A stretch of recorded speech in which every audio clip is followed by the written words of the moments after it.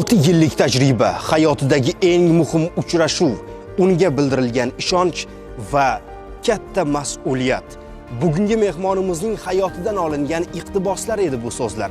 Assalomu alaykum. Dialog loyihasining navbatdagi soni efirda va bugungi mehmonimiz bilan tanishing.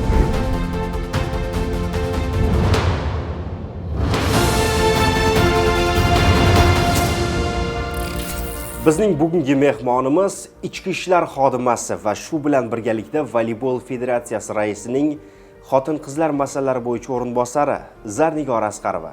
Assalomu alaykum Zarnigora, xush kelibsiz. Sizni ko'rib turganimizdan juda xursandmiz. Xo'p, birinchi o'rinda men bu medallarga ko'zim tushyapti. O'zi necha yildan beri voleybol sport turi bilan shug'ullanasiz? Kirib kelishingiz qanaqa bo'lgan, nima uchun va mana shu sport turini tanlagansiz? 16 yildan buyon sportning voleybol turi bilan muntazam shug'ullanib kelmoqdaman. Yoshligimdan biz 4 ta farzandmiz, 4 ta qizmiz oilada. Ikkala opam ham voleybol bilan shug'ullangan, lekin ular oxirigacha olib bormagan. Ikkinchi opam viloyatgacha chiqishgan, lekin respublikaga chiqa olmagan. Keyin turmushga chiqib ketishdi. Shu ularga qiziqib, men yoshligimdan ular bilan birga sport zalga borib yurib qiziqishim ortib ketgan. Men aytardim ayamga, O'zbekiston terma jamoasida o'ynayman, men hali televizorlarda ko'rib yurasizlar deb aytardim-da, lekin qanaqa bo'ladi u bilmasdim. Chunki u paytlari voleybolga bunchalik e'tibor berilmasdi-da. Musobaqalar ko'p bo'lmasdi, kam bo'lardi musobaqa. Hozirgi paytga qaraganda u payt musobaqalarimiz kam bo'lardi-da. Keyin nima uchun bunaqa deyardim, o'zim ham bilmasdim, lekin ayamga ko'p aytardim. Keyin ayam ham xursand bo'lishardi. Xuddi o'sha narsa bo'layotgandek bo'lib, xursand bo'lishardi-da. Keyin orzularingiz amalga oshgan ekan-da. Orzularim amalga oshdi, Xudoga shukr. Xo'p, shundan keyin qayerlarga musobaqalarga bordingiz? Qanaqa o'rinlar egallandi? O'zim men O'zbekiston terma jamoasi a'zosiman. 2021-yil Farg'ona viloyatida Osiyo chempionati bo'lgan, Avgust O'shanda 4 ta komanda, 4 ta Markaziy Osiyo davlatlari qatnashgan. Shulardan biz faxrli ikkinchi o'rinni egallaganmiz va o'sha yerda eng yaxshi o'yinchi nominatsiyasini qo'lga kiritganman. Bundan juda xursand bo'lganman. O'sha musobaqalar, o'sha nominatsiya olganim menga motivatsiya bo'lib, yanada voleybolga muhabbatim oshib, yanada mashg'ulotlarni muntazam olib borganman. Hurmatli yurtdoshlar va kuzatuvchilar, ma'lumot o'rnida aytamiz. Mana bu yerdagi medallar bu Zarnigora erishgan yutuqlarning 10dan biri. Qolgani esa Farg'onadagi o'zlarining uylarida turibdi. O'sha 2021-yil dekabr oyida Hindistonda Markaziy Osiyo musobaqasi bo'lgan. Unda 6 ta davlat qatnashgan. Unda ham ikkinchi o'rinni egallaganmiz. O'zbekiston terma jamoasi faxrli ikkinchi o'rinni egallab qaytganmiz. Asosan qaysi o'yin paytida qaysi bir bosqichda bo'lasiz? Ya'ni hujumda bo'lasizmi yoki himoyadami? Hujumda bo'laman. Juda mas'uliyatli vazifa ekan. Menimcha eng yaxshi hujumchi nominatsiyasi bo'yicha ham kubok olgansiz. Eng yaxshi hujumchi nominatsiyasini olganman o'sha 2021-yil. Eng yaxshi hujumchi nominatsiyasini olganman. Undan keyin xorijiy mamlakatlarda ham o'rinlar egallagansizlar. 2024-yilda plyajniy voleybol bo'ldi, plyajniy. O'shanda ham qatnashdim. U qumda bo'ladi-mi? Qumda bo'ladi, 2 kishi o'ynaladi bunda. O'zbekiston jamoasi 2 ta ayollar jamoasi bordik va plyajniy voleybolda birinchi marta o'ynashimda. Oldin o'ynamagansiz? Yo'q. Keyin borib, Butan davlatida voleybol O'zbekiston jamoasi birinchi jamoasi ikkinchi o'rinda, biz ikkinchi jamoa bo'lib borgandik.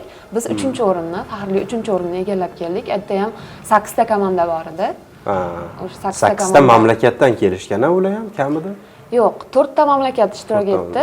Har bitta mamlakatda 2 tadan komanda. O'zbekiston 4 ta medal bilan qaytdik. Juda zo'r natija. Oilada eng kichkina farzandmisiz yo o'rtanchami? Men 3-farzandman oilada. Mendan keyin singlim bor. Ular ham shu yo'nalishdami? Yo'q, ular bu yo'nalishni tanlamadi. Ular boshqa yo'nalishda ketishdi. Yoshligimda shu voleybolga muhabbatim juda katta bo'lgan. Keyin musobaqalarga borardik opam bilan, mendan katta opam bilan. Endi qishloqda har xil vaziyat bo'lardi. Opamga pul topilsa, menga topilmasdi-da. Shunaqa paytlari ayam uzra. Shunaqa paytlari ayamlar kerak bo'lsa o'zini sirg'alarini, uzuklarini sotib meni musobaqaga jo'natganda. Asli chinakam onalar, otalar mana shunday bo'lishadi. Eng muhimi farzandining kelajagini birinchi o'ringa qo'yishadi va mana shu uchun farzandi yaxshi natijalarga erishish uchun barcha narsaga tayyor bo'lishadi. Mana bugungi mehmonimiz Zarnigoraning onalari vaqtida, yoshlik chog'ida qilgan harakatlari tufayli bugun singlimiz mana shu federatsiya raisining o'rinbosari lavozimiga hatto tayinlandilar va harakatni boshladilar.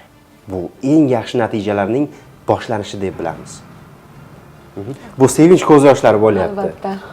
Bu sevinch ko'z yoshlari va oyingiz mana efir orqali ham ko'rgandan keyin juda bir xursand bo'lib, mana shunaqa sevinch ko'z yoshlari bilan tomosha qiladi degan umiddamiz.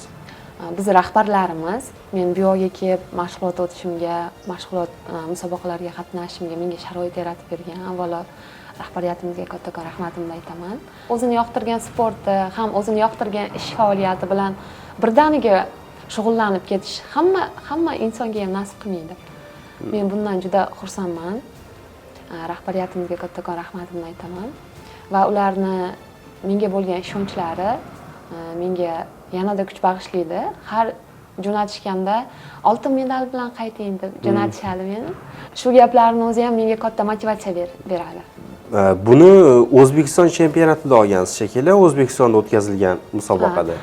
Birinchi o'rin bo'lgan ekan. Albatta, 2023-yil O'zbekistonda ayollar Oliy ligasi musobaqasida Farg'ona terma jamoasida o'ynaganman unda, Tomarisda.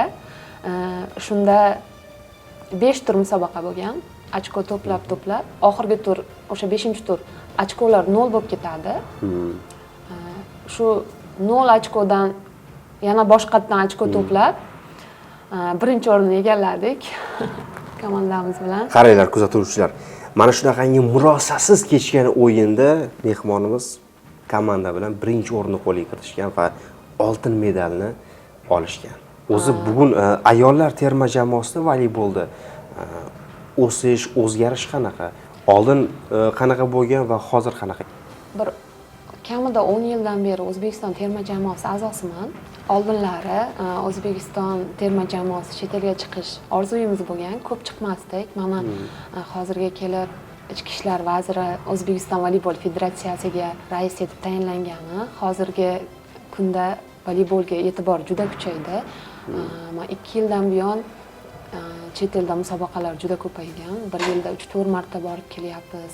Mana chet elda zborlar o'tkazishga bizga sharoitlar yaratib berdi. Mana hozir orqamizda ham yoshlarimiz terma jamoasi mashg'ulot qilyapti. O'g'il bolalar terma jamoasi keyin mana shunaqa chiroyli zallar qurib berishdi bizga.